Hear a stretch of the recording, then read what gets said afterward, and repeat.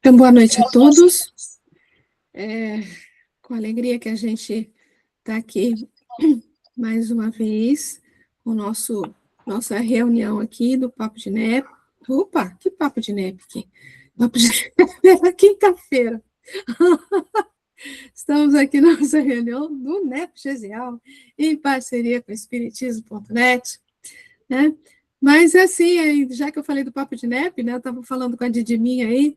Vamos lembrar que essa semana, na quinta-feira, é aniversário do nosso querido Chico Xavier, e que nós vamos ter no nosso Papo de NEP o nosso querido Antônio César Perry de Carvalho, que vai falar sobre o Chico. Então, não percam, que vai ser ótimo, com certeza vai ser muito bom.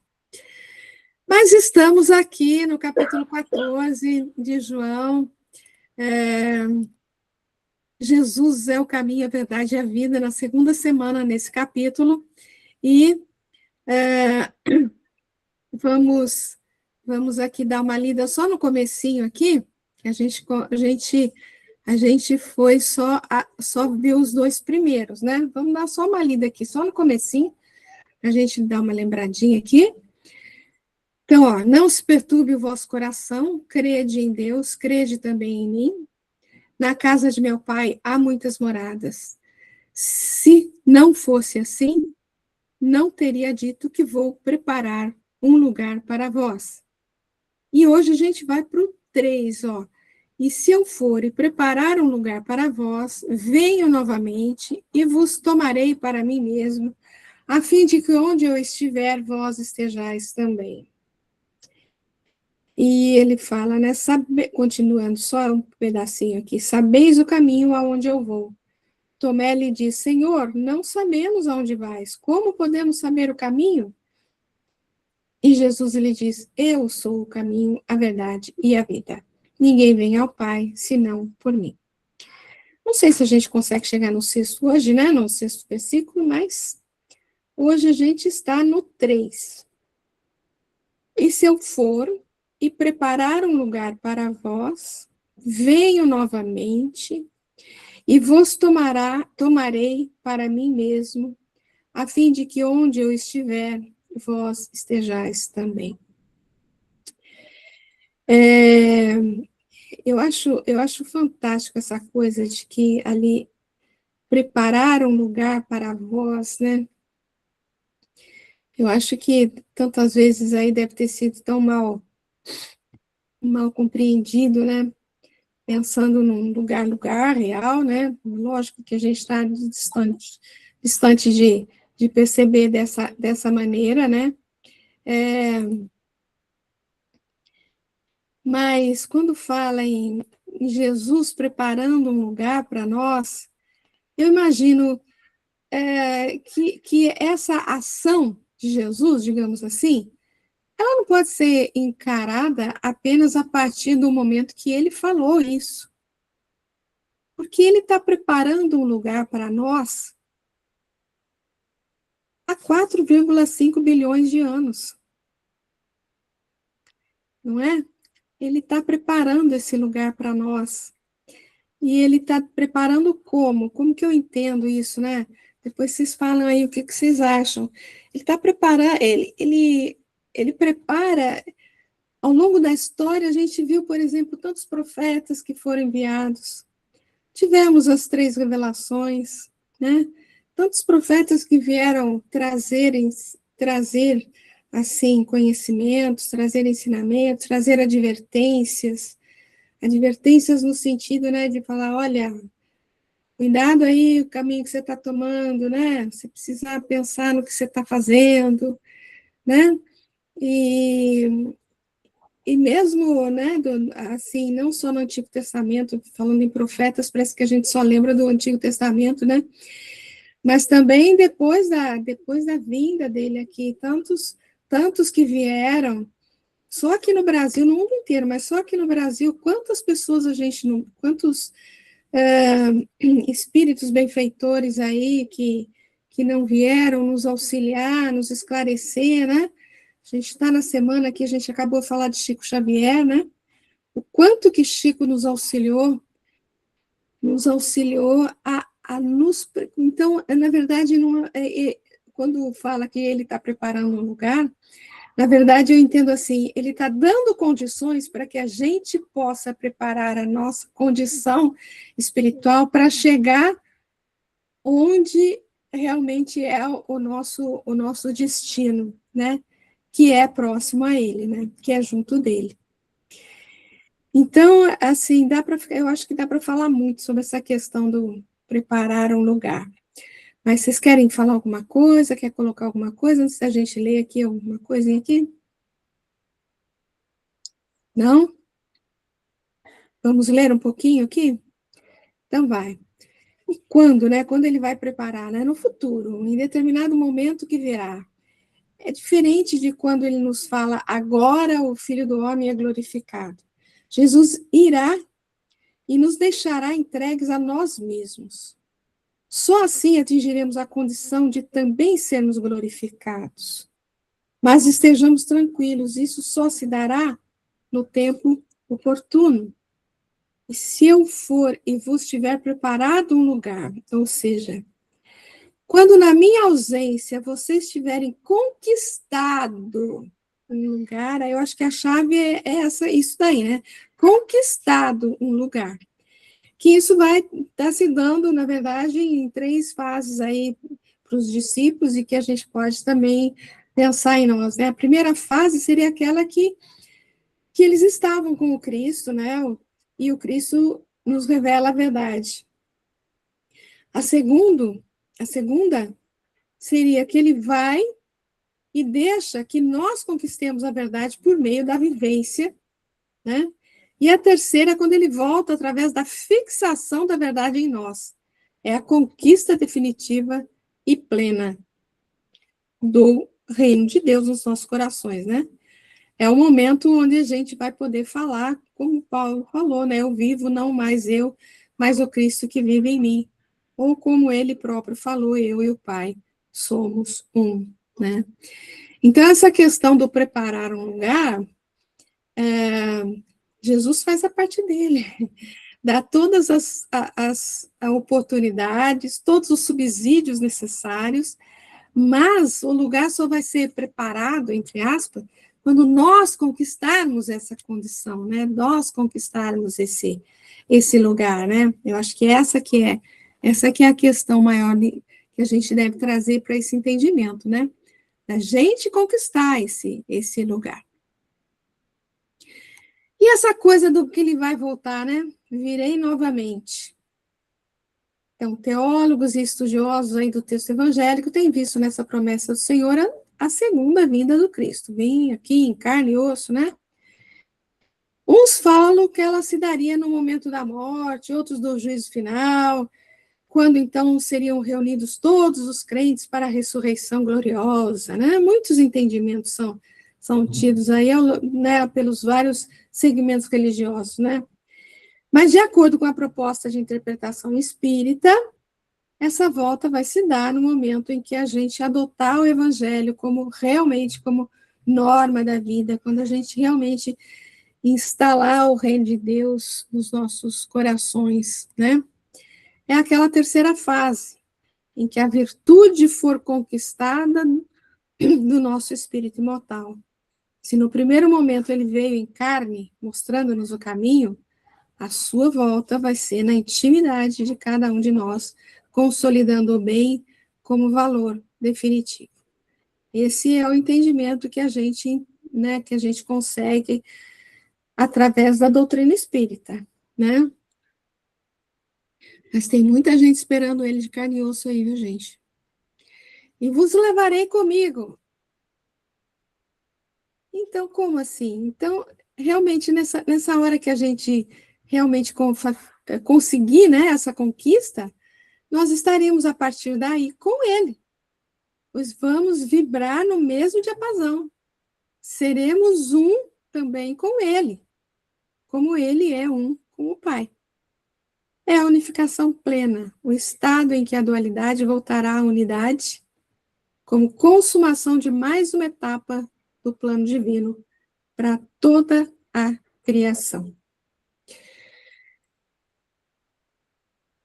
para que onde eu estiver estejais vós também. Jesus tem para com todos nós o cuidado de nos encaminhar para a libertação plena, pela ida até o Pai. A sua preocupação em cumprir esse objetivo fica patente em todo o texto do quarto evangelho. O quarto evangelho que ele fala é o evangelho de João, né? Nesse momento, será vencida toda a noção de tempo e de espaço, e onde ele estiver, estaremos todos em plena harmonia com o Criador. Esse onde é mais uma questão de sintonia, de vibração, né? Sintonia de condição espiritual, né? E é interessante que ele usa essa expressão aí, para quê? Para quê? Jesus confirma que essa foi a programação, foi uma programação consciente. Tudo foi feito por ele para que se cumprisse esse objetivo. Esse era o grande objetivo, né? Que nós atingíssemos essa condição espiritual pareada com ele, vamos dizer assim. Todo o encaminhamento da sua passagem entre nós teve um cunho didático a nos fazer conhecer a essência da verdade que liberta. E aí, pessoal, o que vocês acham disso tudo?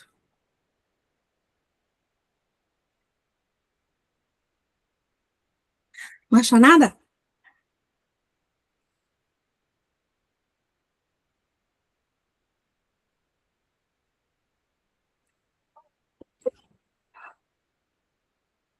Ele veio facilitar, né, através da sua...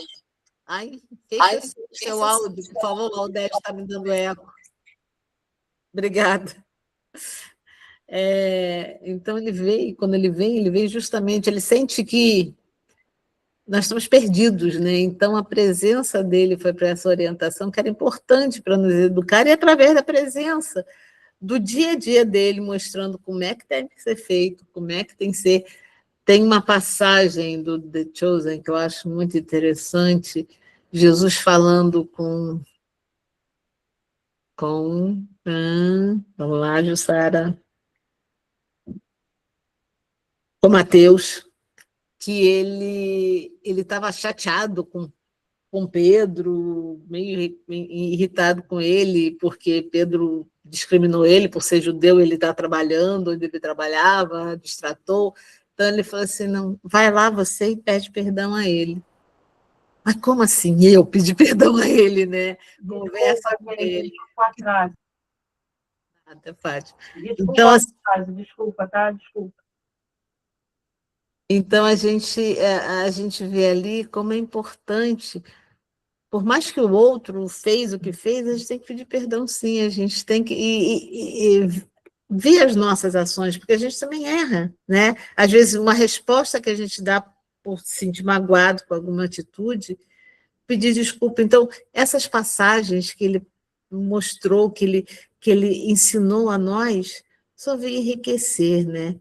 E graças a esses evangelistas que colocaram isso na ponta do lápis, para a gente ter isso, né? Esse evangelho maravilhoso para a gente aprender, é muito bom, para a gente retornar isso na cabeça, porque na época não aprendemos, então a gente tem que começar a ler, a tentar entender e colocar esse evangelho aqui dentro de nós, para a gente começar a mudar realmente e, com isso, conseguir chegar nesse local que ele está preparando para a gente, que é o que é esse estar com ele, com a gente, no nosso coração, estar com ele ao nosso lado, né? Caminhando com ele lado a lado, como faziam os apóstolos na época que ele esteve aqui. É como ele vai comentar no versículo mais à frente, né? Ele é o caminho, né? Ele abriu toda a picada necessária, né? Ele mostrou todas as condições necessárias para a gente prosseguir. Cabe a nós fazer a nossa parte, né? A parte dele sempre é feita, sempre tá de acordo, né? Fala de mim. Eu não estou conseguindo meu. Abriu. ele não simplesmente não nos disse, né, que nenhuma das ovelhas do Pai se perderá. Ele criou todo um mecanismo, ele fez um roteiro, ele fez um guia, né? Ele falou que a gente ia caminhar lentamente, quer dizer, quando a gente estivesse mais ou menos preparado, ele iria voltar, quer dizer, iria voltar o nosso convívio, para que a gente pudesse ir aprendendo, internalizando tudo aquilo que ele veio ensinar, né? E vai chegar um momento em que a gente, fazendo esse processo de compreensão, né, do teu evangelho, ele vai nos levar com ele, né? E onde eu estiver, aí nesse momento a gente vai estar junto. Então, quer dizer, realmente ele está falando de um longo caminho, né? É o caminho da nossa própria evolução, penso eu, né? E ele vai estar sempre presente. Então, quer dizer, a todo momento em que a gente precisar, né? Por isso é que ele é o caminho, a verdade e a vida, porque, né, nesse jogo de vida que a gente criou, em que a gente vai, vamos dizer assim, indo, subindo, mas de forma espiralal, né, em que a gente vai, às vezes, entre ensaios e erros, e repetindo, e, né, caindo novamente, tornando levantar, é um processo longo. Mas a qualquer momento em que nós quisermos, ele estará ali presente a nos apoiar, a nos dar a mão, né, a nos guiar. Então, quer dizer, é a própria consolação, né? É o próprio consolar que o Evangelho é, né? A boa nova, ele veio realmente para nos consolar, mas não apenas para nos consolar, mas que a partir do momento em que a gente precisasse da consolação, ou seja, a hora que a dor pintasse, a hora que a dificuldade nos abraçasse, a hora em que as situações e os desafios da vida se fizessem, vamos dizer assim, exigindo um pouco mais de nós, ele estaria ao nosso lado para caminhar com a gente, né? Então, é como se ele estivesse dizendo nessas 4 etapas aí, quando virei novamente, vos levarei contigo, e que onde eu estiver, estejais vós também. Muito bom, querida. É um Muito consolo bom. para todos nós, e é o caminho, a verdade e a vida. A gente não pode sentir em minuto nenhum que a gente estará sozinho, onde quer que a gente esteja, né? E caminhando de acordo com o nosso livre-arbítrio, né? Trôpego, indeciso, né? Cheio ainda de incertezas, mas que a gente já não pode mais dizer que a gente não tem um roteiro e por causa disso nós estamos perdidos no caminho. Isso. Porque na Falei muito sequência. demais, não sei se eu falei alguma coisa. Não, tá ótimo, tá ótimo. Só que vamos seguir, ó. Porque em função disso tudo que você falou, né? Tanto é que na sequência, o que que ele fala? Sabeis o caminho onde eu vou. Que eu já mostrei tanta coisa para vocês, né? Sabeis o caminho. Então, veja, ó, vós conheceis. Conhecedor profundo da intimidade de todos, Jesus prepara o ensinamento que irá desenvolver no versículo 6º, né? Que é o que a gente comentou, inclusive, eu sou o caminho, a verdade e a vida, né? Ele tudo ensinava àqueles que lhes eram mais próximos. Dessa forma, eles sabiam muito mais do que seus irmãos de raça, pois estavam tendo ali a oportunidade, naquele momento, de ter o mestre lado a lado e ensinar-lhes tudo o que necessitavam em vistas da sua promoção espiritual. Lembrando que isso tudo está acontecendo no ambiente que a gente já estudou, que era a Santa Ceia, né, a última ceia pascal, depois que Judas tinha saído, né? Então, realmente era com os mais íntimos que ele iria estar desenvolvendo tudo isso que ele está desenvolvendo a partir de agora, né? O mesmo se dá com cada um de nós dentro da nossa possibilidade individual. Todos temos, de uma forma ou de outra, alguém a nos mostrar o caminho mais adequado ao nosso ajustamento. A vida tem sempre o melhor recurso objetivando o nosso progresso. Jesus fala na acústica de nossas almas, vós conheceis. porque dentro da limitação de cada um, o Cristo interno sempre tem a oportunidade de se manifestar, dependendo de nós fazermos ou não a conexão. O caminho para onde eu... Então, vós conheceis, né, o caminho para onde eu vou. Que caminho é esse, né? O Senhor fala de sua volta para o Pai, né, que ele está um pouco, alguns momentos antes da crucificação, né? Ele faz essa analogia buscando ser didático e se fazer compreendido por todos, porque, em verdade, nunca dele se afastou, nunca se afastou do Pai, né? Ele estava sempre em conexão com o Pai. Mas isso aqui é só para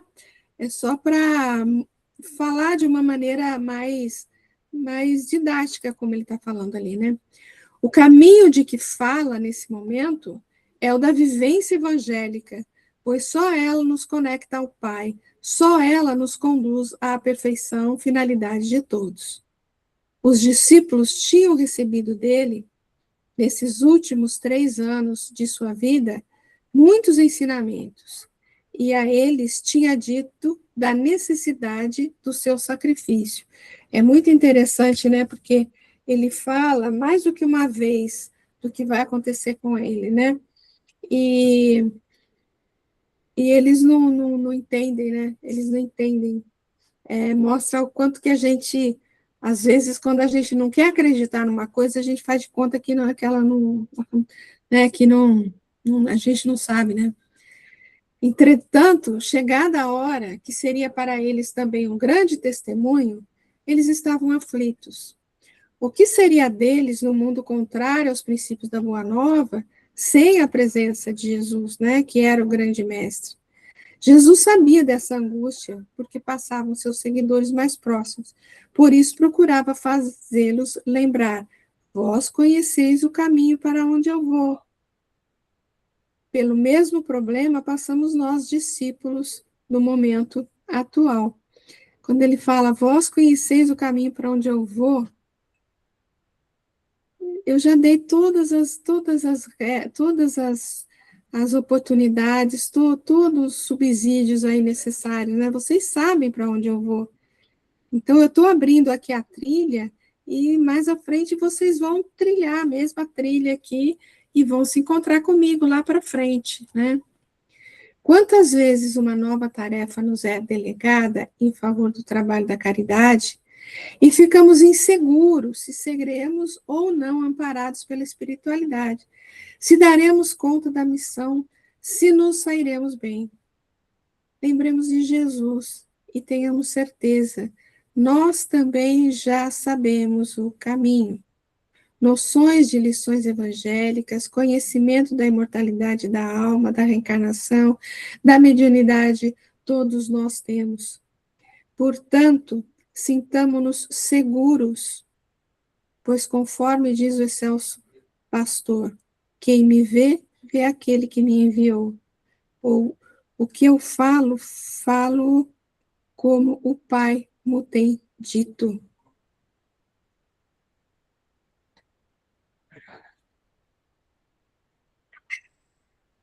Tudo bem, pessoal? Podemos prosseguir mais um bocadinho?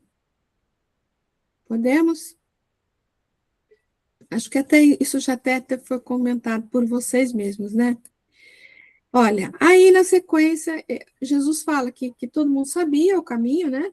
E aí o Tomé diz para ele, Senhor, não sabemos para onde vais, como podemos saber o caminho? É interessante isso aqui, né? Porque, olha, Tomé era, dentro do grupo apostólico, aquele que mais tinha senso crítico. Ele buscava sempre a verdade, exigindo, às vezes, provas mais contundentes, para que pudesse crer. A gente viu a passagem, né, de Tomé um tempo atrás. Aí. Na verdade, ele já sabia a resposta para o que estava perguntando. Ele já sabia, no fundo da consciência dele, ele já sabia. O Senhor já havia revelado sua natureza quando da conversa com os judeus e também em outros momentos de maior intimidade. Já tinha falado disso tudo para eles, né? Mas é aquela coisa, né? Quando a gente não. Quando é uma coisa que a gente meio que não admite, a gente faz de conta que não acredita, né? O homem racional também sabe de muitas coisas. Outras descobre por meio da pesquisa. Entretanto, muito ainda lhe falta. Só com o amadurecimento do espírito, só quando houver nele uma consciência coletiva, ou quando ainda a intuição for determinante em seu comportamento, terá condições de alcançar porções da verdade que ainda lhe escapam. Como podemos conhecer o caminho? Então, analisamos o Evangelho versículo por versículo. Buscamos a essência da compreensão de Deus e de sua lei. Temos a codificação espírita e a ciência material a nos explicar coisas que jamais supunhamos que pudéssemos entender. Entretanto, o que de produtivo fazemos com todo esse cabedal? A gente tem um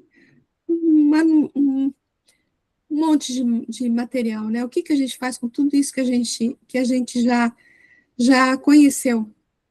Ele, que nos vê como verdadeiramente somos, pois enxerga o eu real de cada um, nos diz que conhecemos o caminho. Nós que criamos uma personalidade transitória, ou que somos dominados por ela, insistimos na insensatez. Como podemos conhecer o caminho?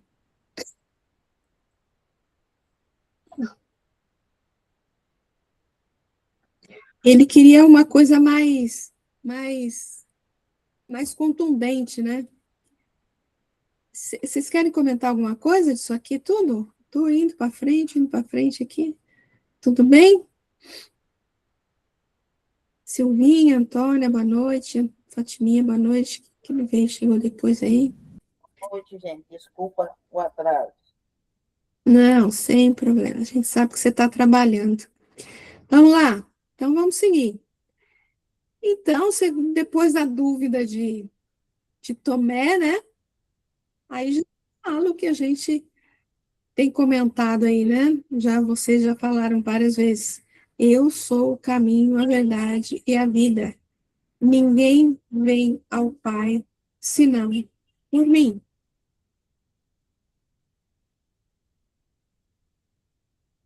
Então vamos. Jesus respondeu. Então quem respondeu foi ele, letra maiúscula. Aquele, letra maiúscula, que os espíritos disseram ser o nosso guia, o nosso modelo para a humanidade. Aquele que já realizou o seu progresso a ponto de transcender o nosso entendimento. Já chegou num ponto que a gente não sabe ainda direitinho como é que é isso, né? Muito volta hoje. O que o evangelista diz ser o verbo divino que se purificou, o que antes de a terra ser, ele já era. Então, quem está falando isso, eu sou o caminho, a verdade e a vida, é esse espírito, né? Não é qualquer um, não é um Zé Mané qualquer, né? É Jesus que está falando isso. É o nosso governador espiritual do planeta. É aquele que a gente sabe que é o nosso guia, nosso modelo. A gente sabe, através da 625, que é o espírito mais elevado que já passou pela Terra. E aí ele fala, eu sou. Aí isso para eles era uma complicação. Era uma complicação. Eu sou é o primeiro nome de Deus em hebraico, que está lá no Êxodo, capítulo 3. O nome Yahvé se deriva do verbo ava. Não sei se é assim que fala, tá, gente? Conjugado aqui na terceira pessoa do singular do completo avar, o ser. Significa que, ao se pronunciar a palavra Yahvé, está dizendo aquele que sempre foi, ou aquele que sabe ser e se revela, aquele que está com os homens para protegê-los, para salvá-los da desgraça. Na verdade, é o que Moisés ouve da sarça ardente lá, né? Eu sou, né? E então eles tinham um preconceito muito grande, vamos dizer, em pronunciar isso, eu sou, porque era como se fosse realmente como está aqui o primeiro nome de Deus, né? E ninguém podia pronunciar isso. Então, havia entre os hebreus um pudor em relação ao segundo mandamento de não tomar o nome de Deus em vão, de tal forma que eles não pronunciavam o verbo ser, o eu sou, no presente do indicativo, pois essa conjugação reproduziria o nome de Yahvé, o nome de Deus. Baseado nessas informações, alguns estudiosos não aceitam que Jesus, sendo um judeu, tenha pronunciado dessa forma o nome sagrado.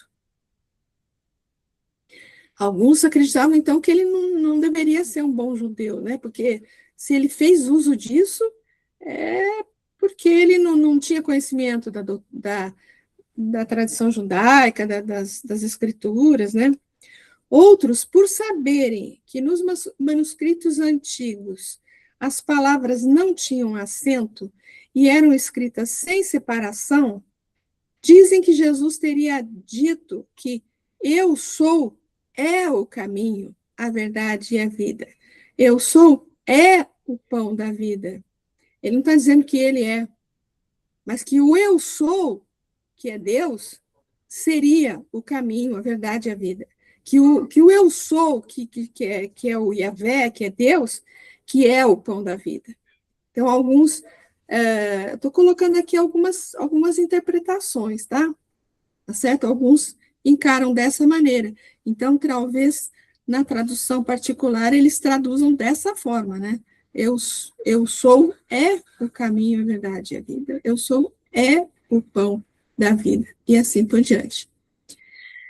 Hoje, de posse dos esclarecimentos trazidos pela doutrina espírita, temos que fazer algumas considerações. Deus é imaterial. Sendo assim, não pode ele ter dito diretamente a Moisés o seu nome.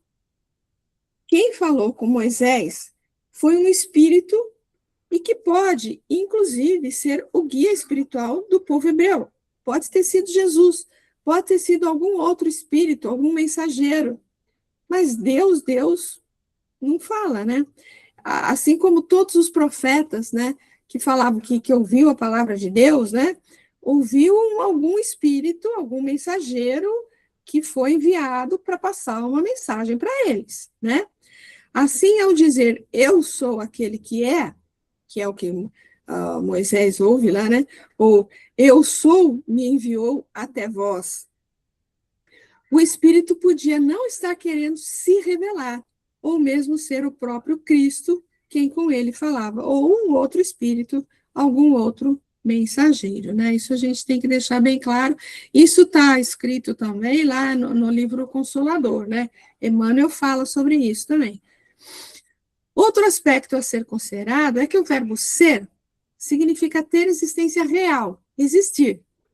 Desse modo, Deus é o eu sou do universo, todavia todos nós somos um eu sou em plano menor. Se isso é uma existência real, se isso é um existir. À medida que vamos evoluindo, vamos ampliando o nosso estado de ser, isto é, vamos nos tornando um eu sou em maiores dimensões. Ao realizarmos o ajustamento por completo, como Jesus já o fez, a ponto de ele poder dizer como Pai, adquirimos a autoridade de também nos expressar desse modo. Eu sou isto, ou eu sou aquilo. Enfim, né? Portanto, Jesus podia, assim dizer, pois nele o Cristo se exteriorizava em toda a sua plenitude. E conforme já afirmamos, segundo a orientação dos espíritos, há bilhões de anos, quando a Terra se desprendeu da nebulosa solar, ele já era.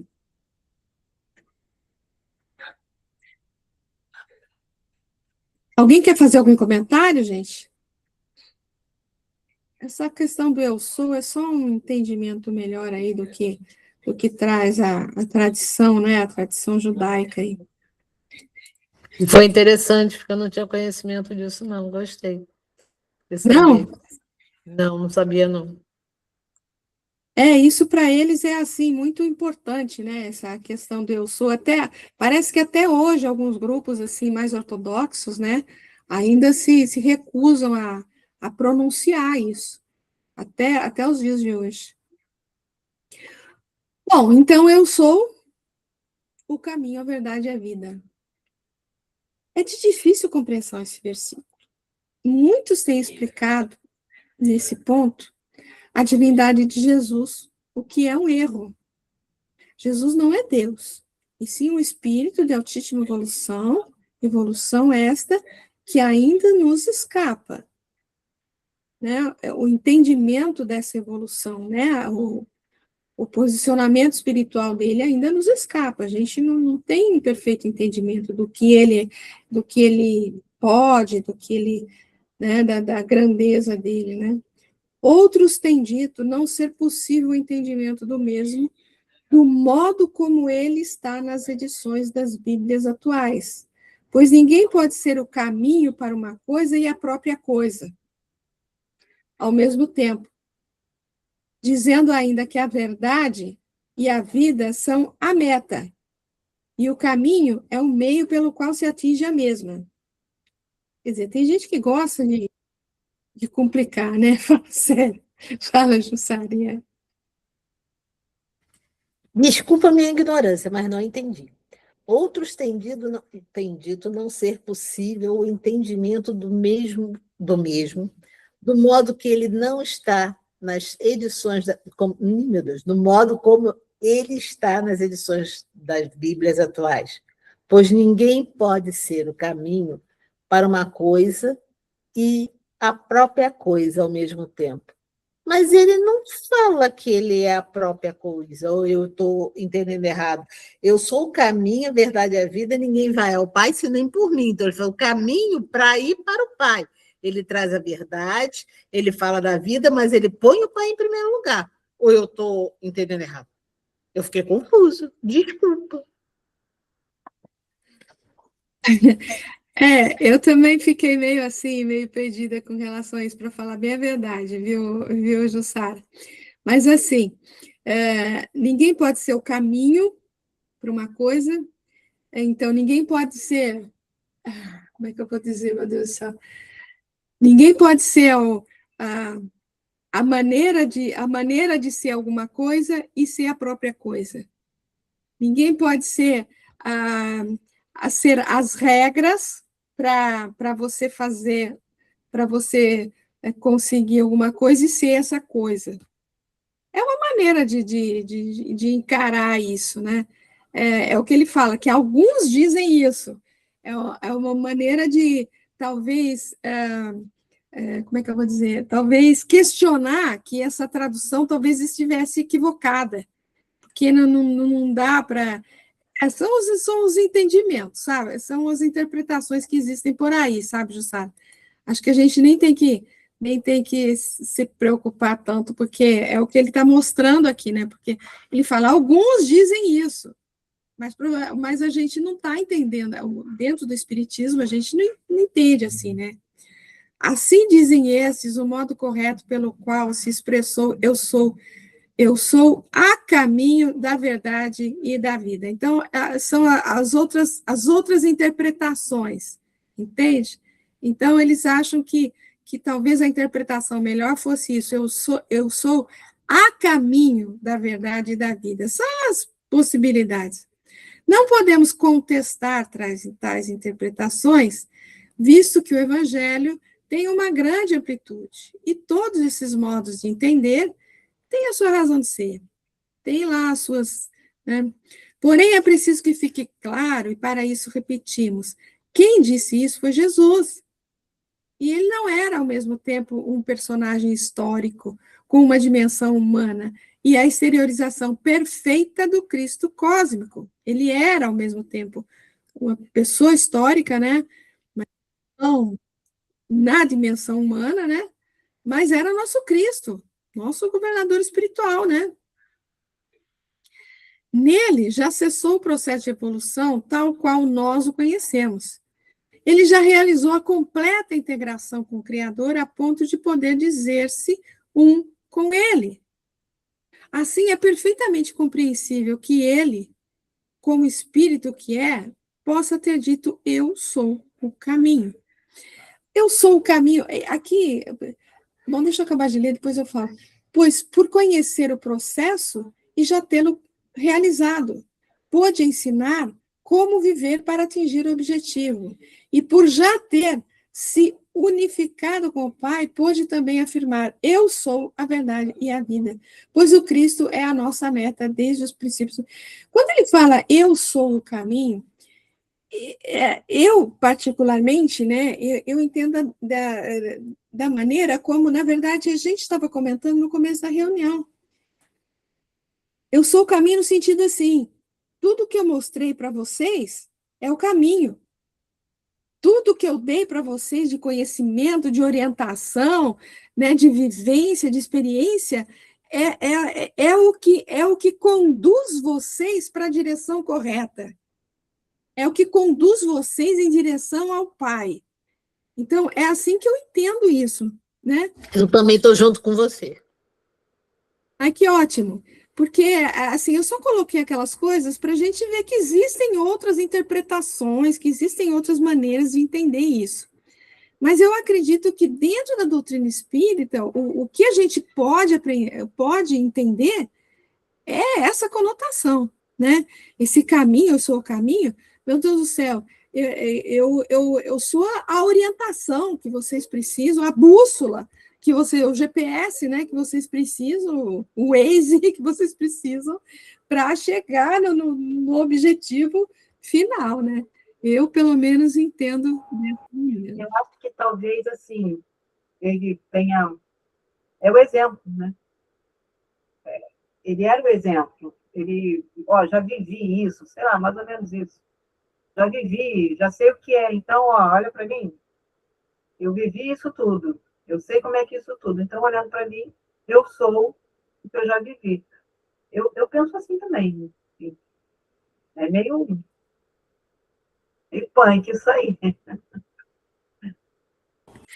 É isso aí, querida, é isso aí mesmo. Bom, pessoal, aí, deixa eu ver o que eu coloquei aqui na sequência. Na sequência eu coloquei, acho que, 2 textos do Emmanuel, que ele fala desse versículo, né? Vamos ver o que o Emmanuel consegue esclarecer para a gente aqui, né? Então, olha, há muita gente acreditando ainda na Terra que o cristianismo seja uma panaceia, como tantas, para a salvação das almas. Para essa casta de crentes, a vida humana é um processo de gozar o possível no corpo de carne, reservando-se à luz da fé para as ocasiões de sofrimento irremediável. Há decadência na Terra? Procura-se o aconchego dos tempos. Veio a morte de pessoas amadas? Houve-se uma ou outra pregação que auxilie a descida de lágrimas momentâneas. Há desastres? Dobram-se os joelhos por alguns minutos e aguarda-se a intervenção celeste. Usa-se a oração em momentos excepcionais, à maneira de pomada miraculosa, somente aconselhável à pele em ocasiões de ferimento grave. Barato, né? A maioria dos estudantes do Evangelho parecem esquecer que o Senhor se nos revelou como sendo o caminho. Não se compreende estrada sem proveito. Abraçar o cristianismo é avançar para a vida melhor. E o abraçar o cristianismo é seguir essas orientações, é seguir esse caminho, todo esse ensinamento deixado por Jesus, né? Aceitar a tutela de Jesus e marchar em companhia dele é aprender sempre e servir diariamente com renovação incessante para o bem infinito, porque o trabalho construtivo em todos os momentos da vida é a jornada sublime da alma no rumo do conhecimento e da virtude, da experiência e da elevação. Zonas e sem estradas que lhes intensifiquem o serviço e o transporte são regiões de economia paralítica. Cristãos que não aproveitam o caminho do Senhor para alcançarem a legítima prosperidade espiritual são criaturas voluntariamente condenadas à estagnação. Eu me lembrei agora, no último Papo de NEP, a gente fez com o Gustavinho, né, Gustavo Silveira. E teve um momento que ele falou, ele usou a estrada como exemplo, né? Ele falou, você tem uma estrada, você sabe para onde vai a estrada, né? Se você sai da estrada, se você, né, resolve mudar a trajetória, você pode se dar muito mal. Você pode cair no buraco, você pode se dar muito mal, seja lá quais forem as coisas que você possa encontrar fora da estrada asfaltada, né, sinalizada, né? Então, a estrada é o caminho, né? A estrada dá o caminho, onde está tudo sinalizado, asfaltado, está tudo certinho ali para você seguir. Se você não segue aquela estrada, você pode se dar mal, você pode se arrebentar ali em algum lugar complicado, né? Então, esse é o caminho que você tem que seguir. Está todo sinalizado, está todo marcado, está tudo certinho ali, né? Está tudo claro, bem claro na tua frente o que fazer, né?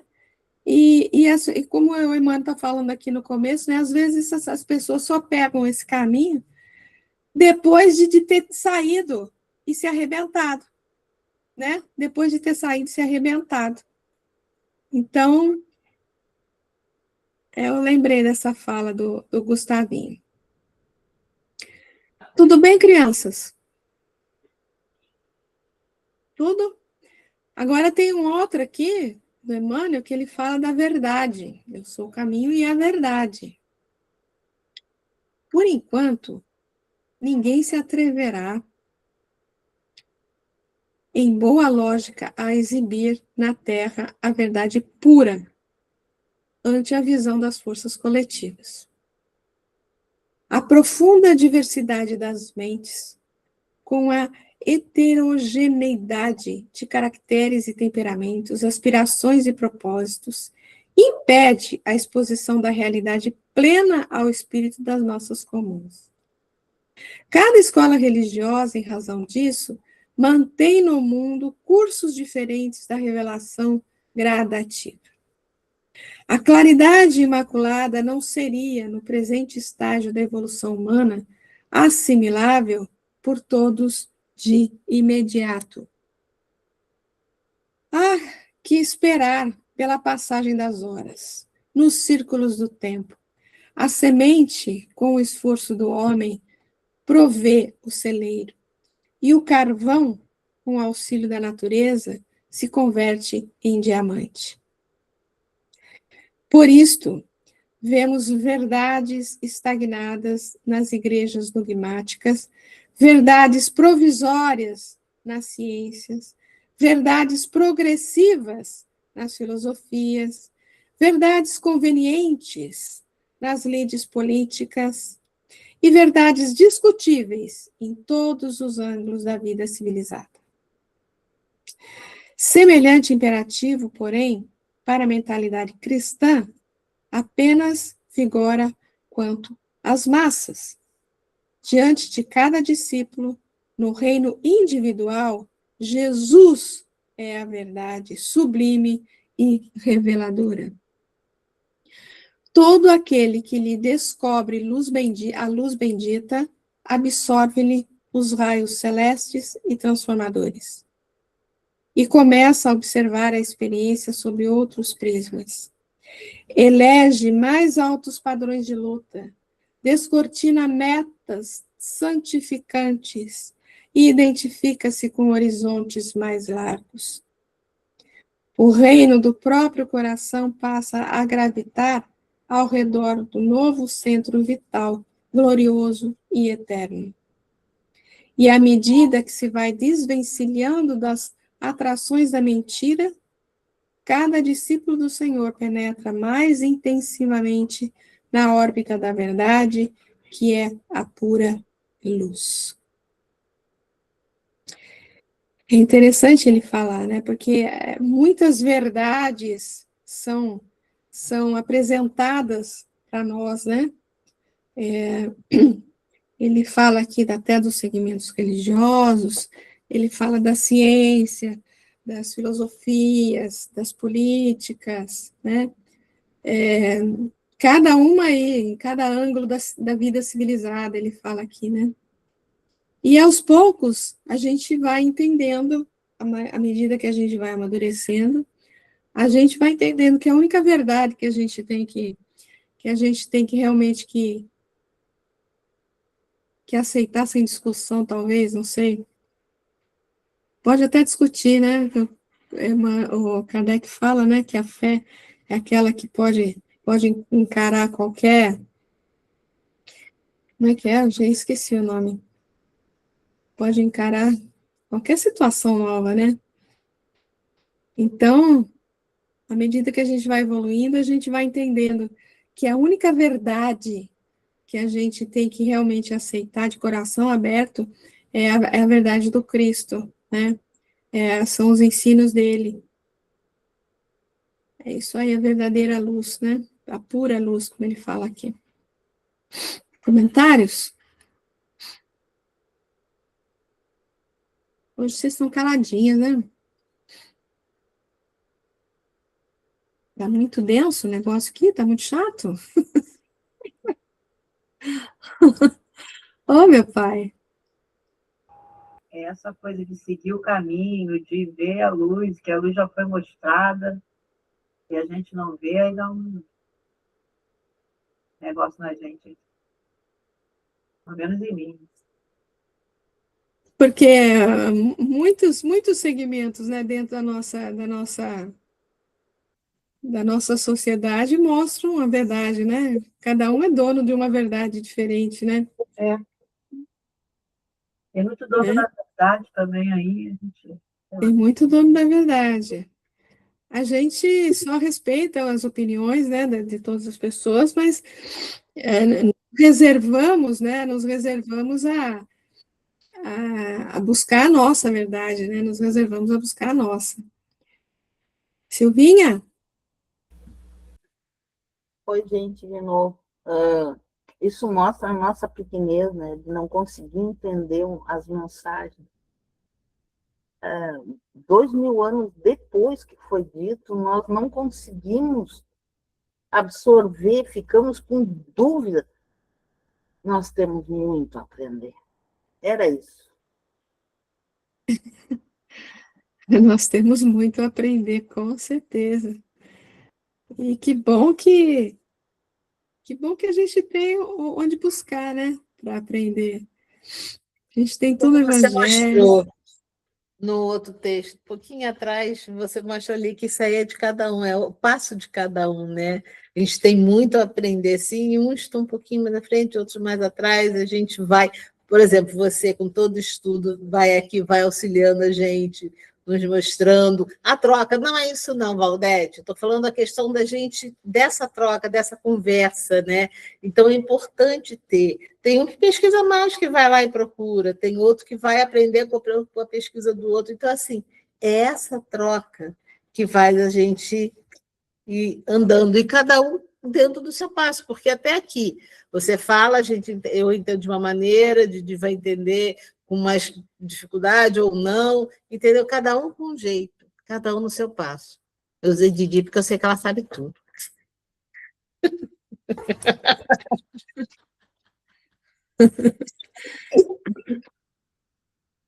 Ai, ai. Bom, tem mais um aqui do Emmanuel, que é muito legal esse aqui também, ó. Luz no caminho. Ante o mundo moderno, Tem textos de Emmanuel que parece que ele escreveu ontem, né? Esse aqui é um. Ante o mundo moderno, em doloroso e acelerado processo de transição, procuremos em Cristo Jesus o clima de nossa reconstrução espiritual para a vida eterna. Multipliquemos as assembleias cristãs, quais a dessa noite, em que elevamos o coração ao altar da fé renovadora. Em torno de nossas atividades religiosas, temos a paisagem de há quase 2000 anos. Profundas transformações políticas assinalam o caminho das nações. Asfixiantes dificuldades pesam sobre os interesses coletivos em toda a comunidade planetária e, acima de tudo, lavra a discórdia em toda parte, desintegrando o idealismo santificante. Esse é o plano a que os novos discípulos são chamados.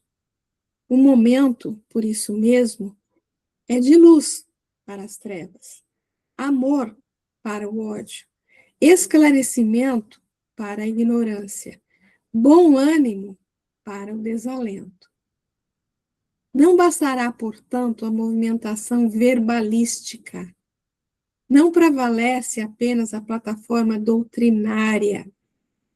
Imprescindível renovar o coração, convertendo-o em vaso de graças divinas para a extensão das dádivas recebidas. Espiritismo, na condição de mera fenomenologia, é simples indagação. Indispensável é reconhecer, entretanto, que as respostas do céu às perquirições da terra nunca faltaram. A grandeza divina absorve a pequenez humana em todos os ângulos de nossa jornada evolutiva. Edificar um castelo teórico ou dogmático, onde a mente repouse à distância da luta, constitui apenas fuga aos problemas.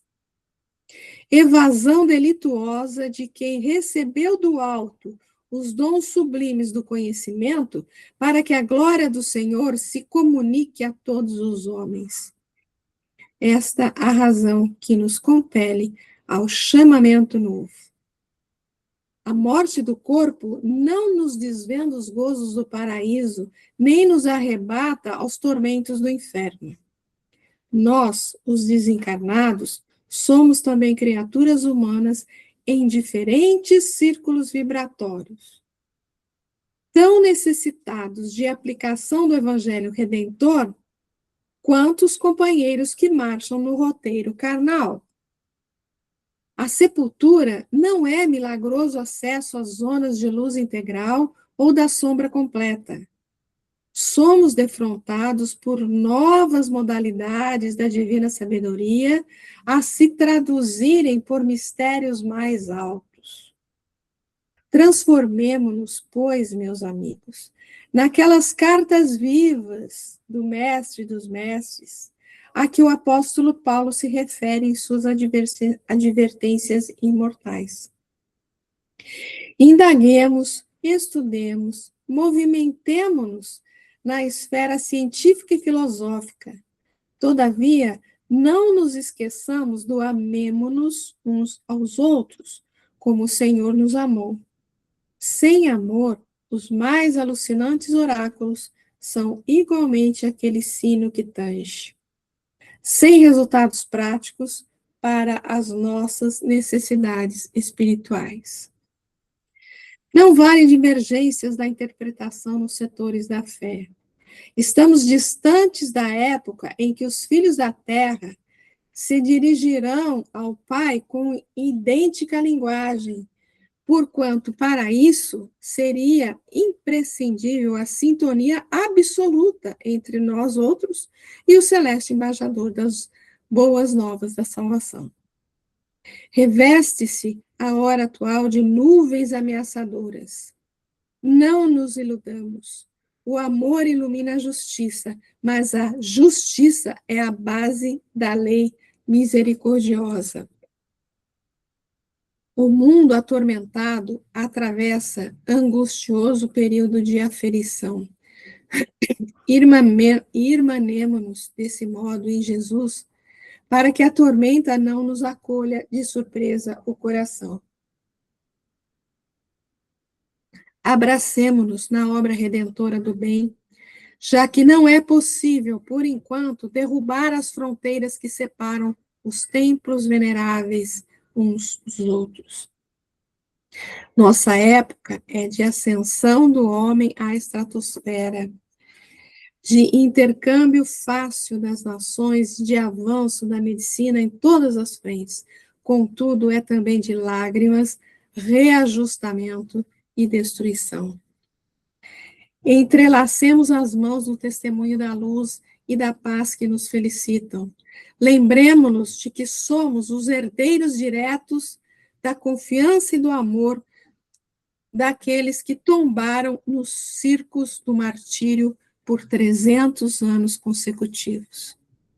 Espiritismo sem evangelho é apenas sistematização de ideias para transposição da atividade mental, sem maior eficiência na construção do porvir humano.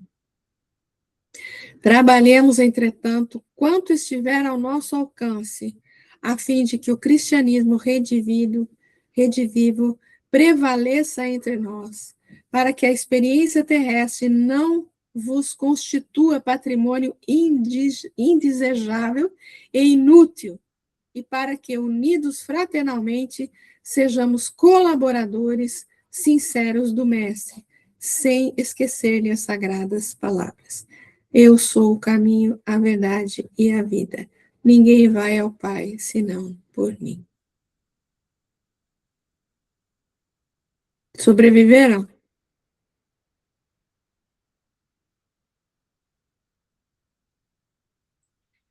Eu acho que, resumindo, né, a gente, como ele começa aí no início, né, a gente está num mundo de transição, a gente tem aí um planeta fervilhando, né, com tantas coisas, né, e o momento atual não é a gente se esconder ou deixar todo o ensinamento que a gente tem dentro de um gabinete.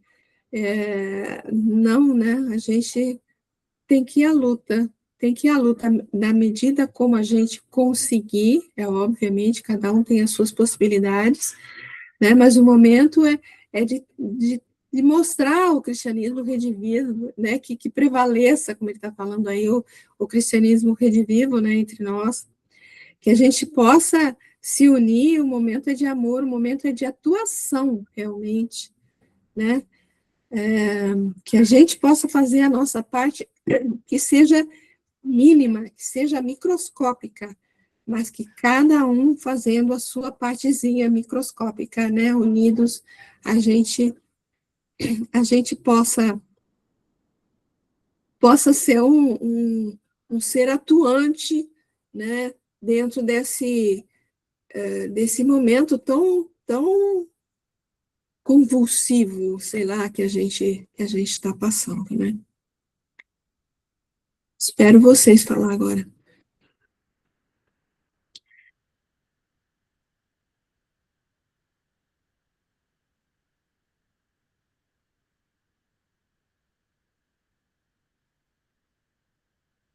Gostei da carinha da Denise, pensativa. Está pensando, Denise? Mexe muito com a gente isso, realmente. A gente tem que agir sempre, né? Não dá para paralisar. Essas palavras todas de hoje, né, mexem com a gente, mas não devemos paralisar por causa disso, e sim agir, atuar, ação. E que ele mostrou, ele apresentou, ele veio para nos mostrar isso mesmo, que ele deu o caminho, ele ensinou o caminho, ele nos disse a verdade, né? Então, a gente sabe como chegar, o caminho, como fazer. Só depende de nós. Cada um do seu tempo, é óbvio, cada um dentro do seu momento, da sua maneira de agir, e tentar, como você falou, Valdete, nem que seja uma gotinha, Mas essa gotinha de gotinha a gente faz um mar, um oceano de boas ações. O oceano é feito de milhões de gotinhas, né? Milhões de gotinhas, né? E lembrando, né, gente, porque quando a gente fala nisso, a gente tem que fazer a nossa parte, tem que trabalhar, tem que divulgar o evangelho, tem que blá, blá, blá, blá, né? Parece que a gente, nossa senhora, tem que ir em praça pública, tem que fazer um monte de coisa, tem que ir na casa espírita, tem que fazer um monte de coisa, e eu não sou capaz, eu não tenho dinheiro para fazer mais coisa, aí eu não tenho, né, tempo para... Mas não, né, gente? A gente fala sempre isso, né? São nas pequenas coisas, são nas gotinhas mesmo, né?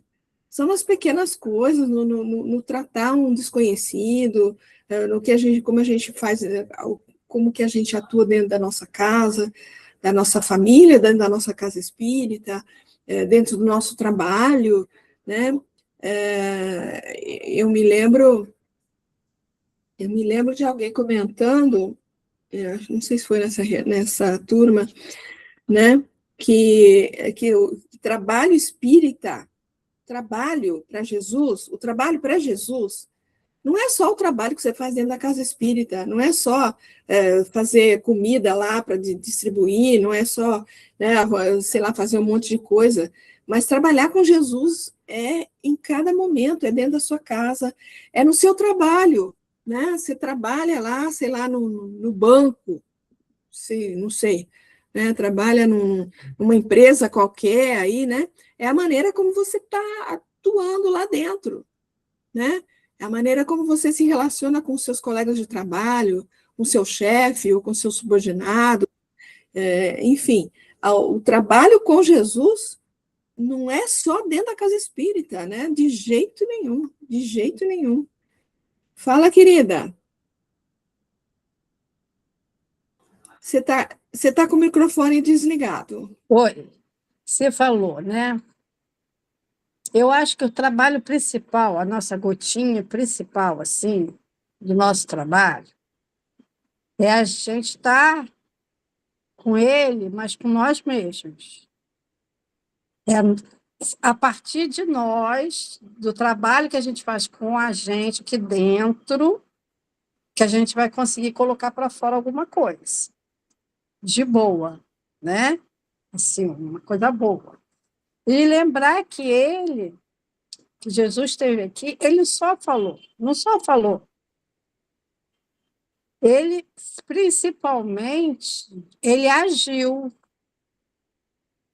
Se a gente analisar as ações dele, o que ele fez, esse é o caminho, né? Então, e a nossa verdade é uma verdade pequenininha, muito relativa, entendeu? Porque nós somos pequenininhos, nós somos imperfeitos ainda. Então, a gente não tem uma capacidade assim, muito grande ainda de uma análise de uma grande verdade. Então, ele veio trazer para a gente a verdade que a gente consegue compreender, né? Eles estão preparados para isso aqui. Então, vamos dar para eles isso, que é para eles poderem dar um passo adiante, né? Conseguir enxergar mais à frente. Eu penso assim, entendeu? Então, a gente tem que estar sempre se analisando o tempo todo, verificando, gente, por que eu fiz isso? Caramba! Eu vou lá, falo tanto, estudo com a Val, estudo com a Jussara e faço o evangelho em casa e não sei o quê, e pá, dou aquele tropeço, né? Mas a gente tem que entender que a gente vai chegar lá, né? Porque o caminho é esse que a gente está tendo mesmo, estudar aqui, estudar ali, falar com um, falar com o outro, essa troca que é muito importante, que às vezes a gente fica pensando e não sai do pensamento, né? A gente não consegue entender. Então, com essa troca, eu acho que essa troca é imprescindível, né? É isso aí.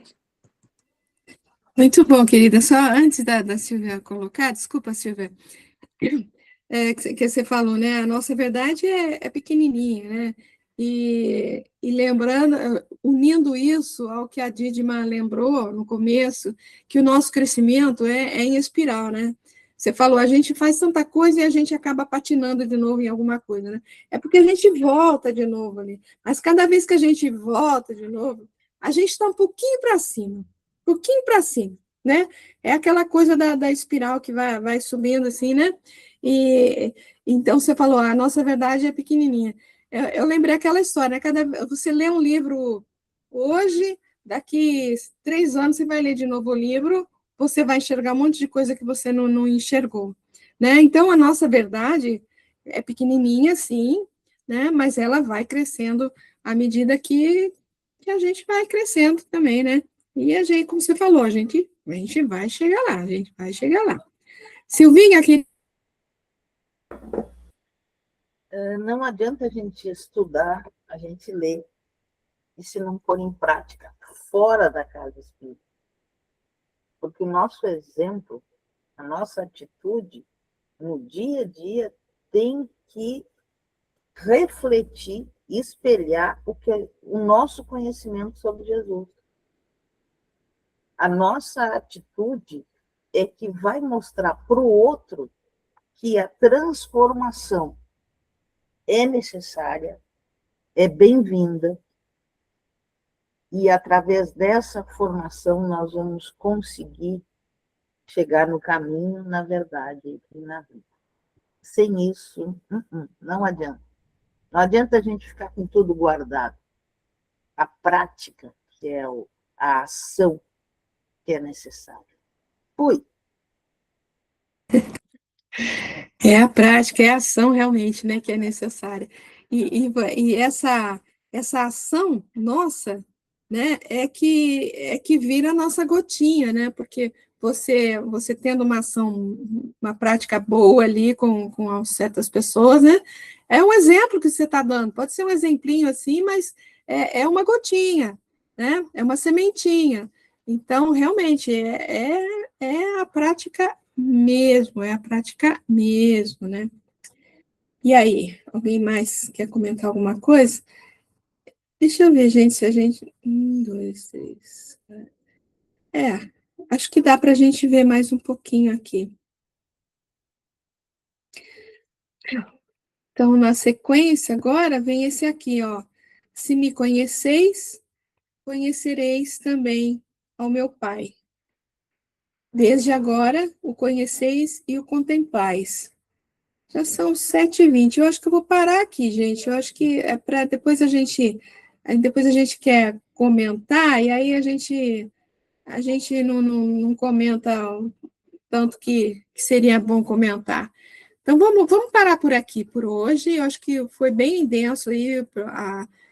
Hoje, né, foi bem. Eu acho que a gente para por aqui e na semana que vem a gente prossegue. Eu peço desculpas que eu tive uma semana complicada aqui, não coloquei no YouTube as gravações da semana passada, mas eu prometo que eu vou fazer isso hoje ainda, tá bom? Então, beijinho a todos, muito obrigada. A reunião foi ótima, adorei os comentários, e, se Deus assim o permitir, semana que vem a gente prossegue a partir do versículo 7, então, tá bom? Beijinho, fiquem com Deus e até a próxima semana.